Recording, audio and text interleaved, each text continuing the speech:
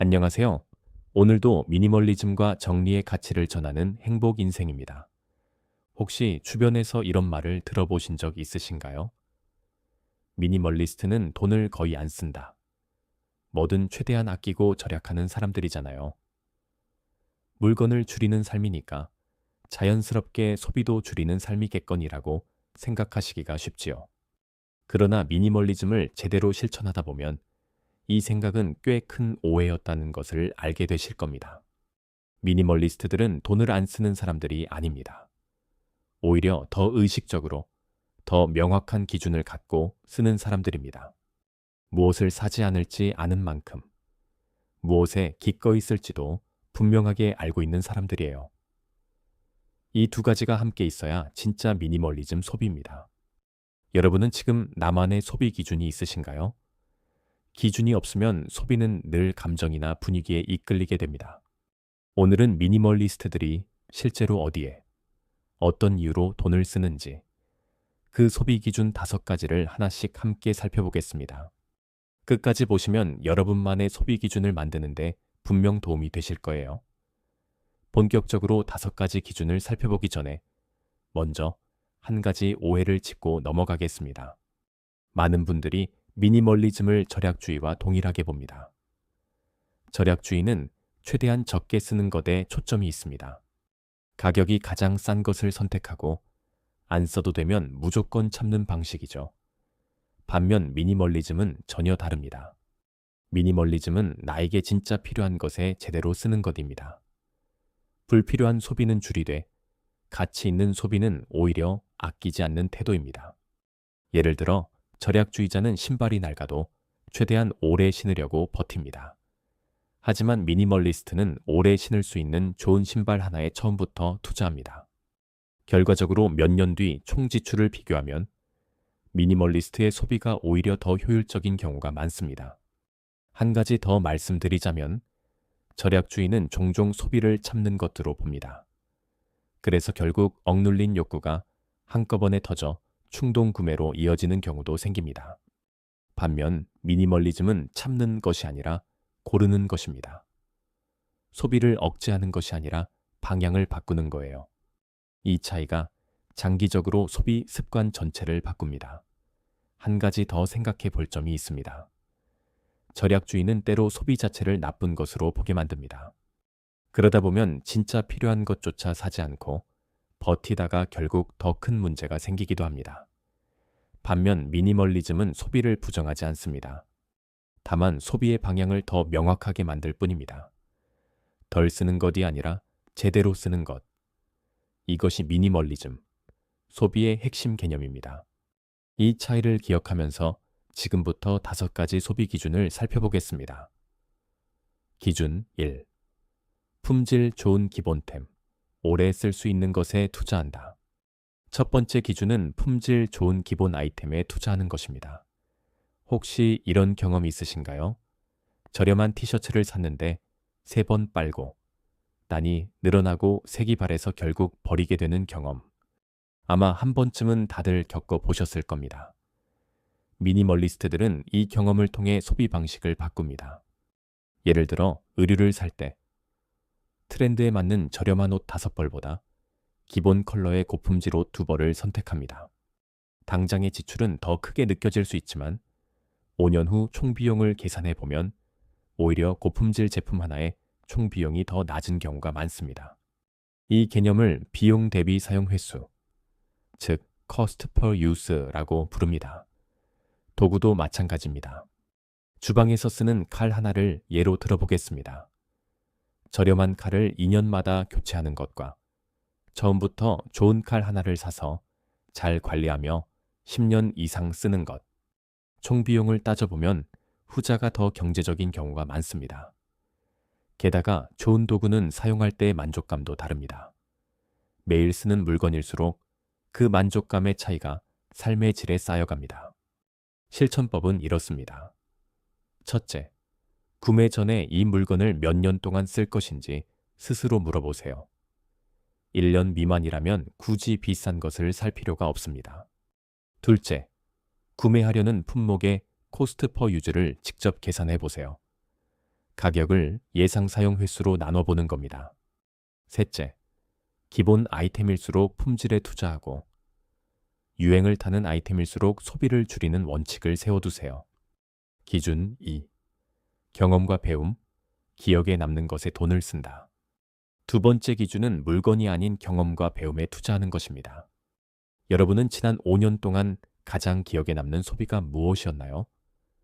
물건을 산 기억보다 어딘가를 여행하거나 누군가와 함께한 식사나 새로운 것을 배운 경험이 더 선명하게 남아있지 않으신가요?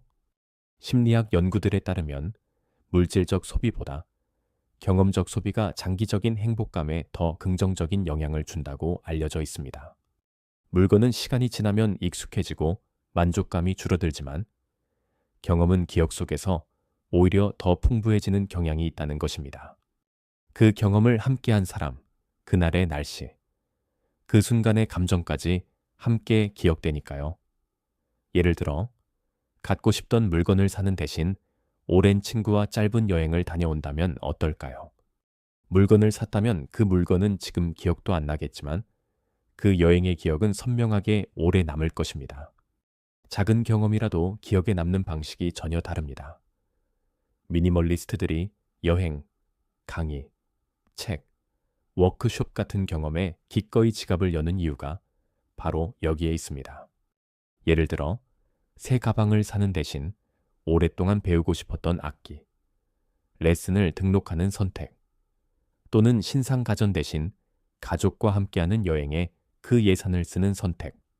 이런 결정 뒤에는 소유보다 성장과 연결에 가치를 둔다는 미니멀리스트의 관점이 있습니다. 실천법은 이렇습니다.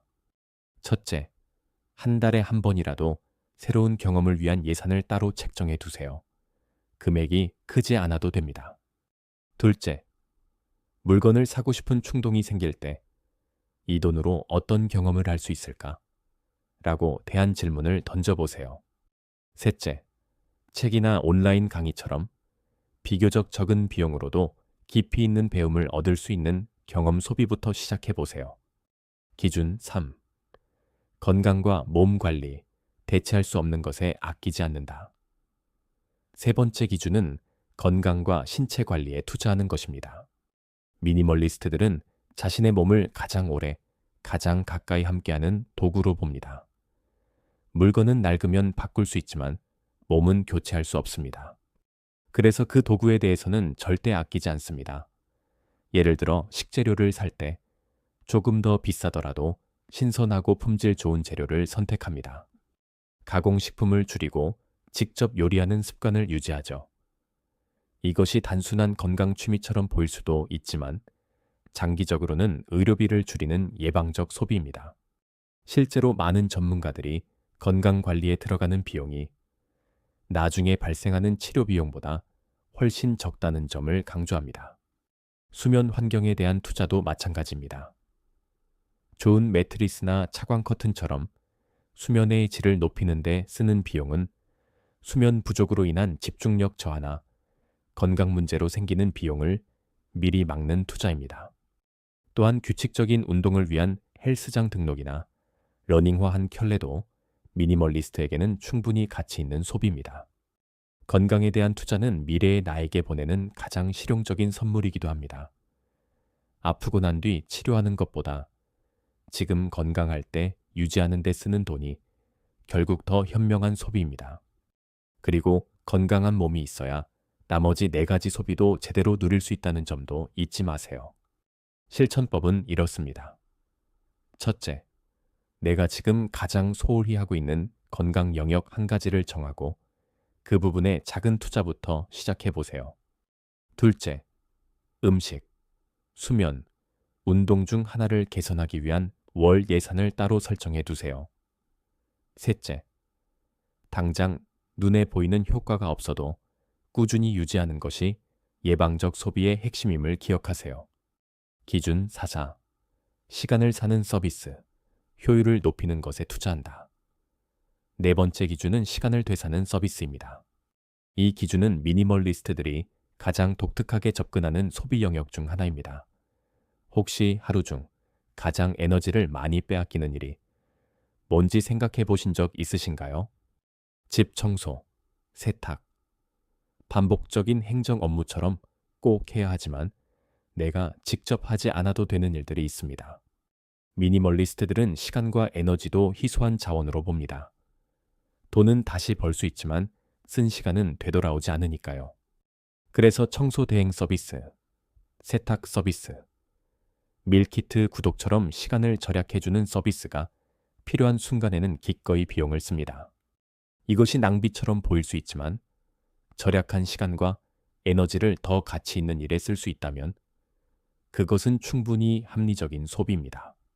여기서 핵심은 절약한 시간을 진짜 나에게 중요한 것에 쓰는 겁니다. 단순히 편하려고 쓰는 것과 더 가치 있는 시간을 만들기 위해 쓰는 것은 다릅니다. 후자일 때 이 소비는 투자가 됩니다. 예를 들어 매주 2시간씩 청소에 쓰던 시간을 청소 대행 서비스를 통해 아끼고 그 시간에 부업을 한다면 오히려 경제적으로 이득이 될 수도 있습니다. 또는 생산성 앱이나 자동화 도구에 월 정기 결제를 하는 것도 같은 맥락입니다. 직접 하면 매번 2시간 걸리는 일을 15분으로 줄여주는 도구라면 그 비용은 충분히 정당화됩니다. 실천법은 이렇습니다.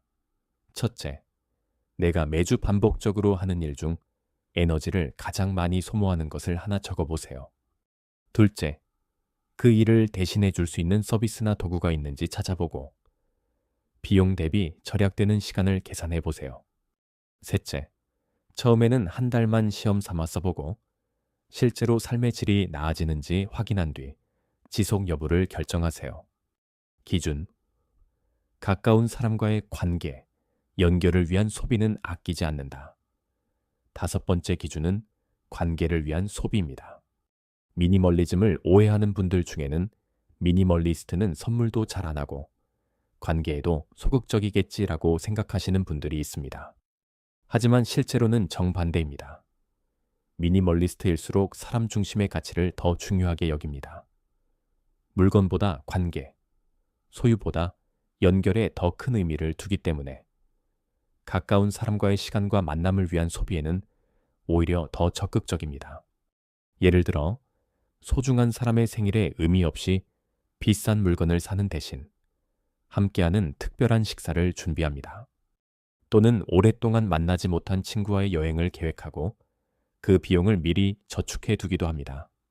관계를 유지하기 위한 작은 표현들, 예를 들어 손으로 쓴 편지, 함께 먹는 커피 한 잔, 진심이 담긴 선물 하나, 이런 소비들은 미니멀리스트에게도 충분히 가치 있는 지출입니다. 생각해보면 나중에 후회하지 않는 소비 대부분은 사람과 관련된 것들입니다. 같이 갔던 여행, 함께했던 식사, 그때 건넸던 작은 선물. 물건은 잊혀도 그 순간은 남습니다. 그리고 그 순간들이 쌓여서 관계가 깊어집니다. 관계는 돈으로 살 수 없지만 관계를 더 깊게 만들기 위한 노력에는 기꺼이 투자한다는 것이 미니멀리스트의 관점입니다. 실천법은 이렇습니다. 첫째, 한 달에 한 번은 가까운 사람과 의미 있는 시간을 위한 작은 예산을 따로 떼어두세요. 둘째, 고가의 선물보다 상대방이 진심으로 필요로 하거나 좋아하는 것에 집중하는 습관을 들이세요. 셋째, 만남의 빈도보다 만남의 깊이에 투자하는 방향으로 관계 소비를 설계해 보세요. 지금까지 미니멀리스트의 소비 기준 5가지를 살펴봤습니다. 품질 좋은 기본템, 경험과 배움, 건강과 몸 관리, 시간을 사는 서비스, 그리고 관계를 위한 소비. 이 5가지의 공통점이 보이시나요? 모두 내가 진짜 중요하게 여기는 것에 기반한 소비입니다. 그런데 여기서 한 가지 중요한 점이 있습니다. 이 5가지가 모든 사람에게 똑같이 적용되는 절대적인 기준은 아닙니다. 미니멀리즘의 핵심은 다른 사람의 기준을 따르는 것이 아니라 나만의 기준을 세우는 것입니다. 여러분이 가장 소중하게 여기는 것이 무엇인지 스스로 물어보세요. 지금 당장 간단한 실천을 제안드립니다. 종이 한 장을 꺼내서 나의 소비 기준표를 만들어 보세요. 첫째, 내가 지난 한 달간 쓴 돈의 목록을 적어봅니다. 둘째, 각 항목 옆에 만족, 보통, 후회 중 하나를 표시해 보세요. 셋째, 만족스러운 소비의 공통점이 무엇인지 찾아보세요. 그것이 바로 여러분의 소비 기준이 될 수 있습니다. 이 과정을 통해 나도 몰랐던 내 가치관이 보이기 시작할 겁니다. 무엇을 살 때 진짜 기쁜지, 어떤 소비 후에 공허함을 느끼는지, 그 패턴 안에 여러분만의 기준이 숨어 있습니다. 오늘 영상을 마무리하면서 한 가지 질문을 드리고 싶습니다. 미니멀리즘. 소비의 본질은 무엇을 사느냐가 아니라 왜 사느냐에 있습니다. 같은 물건을 사더라도 충동적으로 사는 것과 명확한 이유를 갖고 사는 것은 전혀 다른 소비입니다. 왜 사느냐를 스스로 설명할 수 있는 소비라면 그것은 이미 꽤 의식적인 소비입니다. 여러분의 소비 기준 5가지는 무엇인가요? 댓글로 적어주세요. 나의 기준을 글로 써보는 것 자체가 소비 습관을 바꾸는 첫걸음이 될 수 있습니다. 소비는 결국 나의 가치관이 외부로 드러나는 방식입니다. 무엇에 돈을 쓰는지 보면 그 사람이 무엇을 중요하게 생각하는지 보입니다. 오늘 이 영상이 여러분의 소비를 돌아보는 작은 계기가 되기를 바랍니다. 여러분의 삶이 더욱 가볍고 풍요로워지길 진심으로 응원합니다. 지금까지 행복 인생이었습니다. 감사합니다.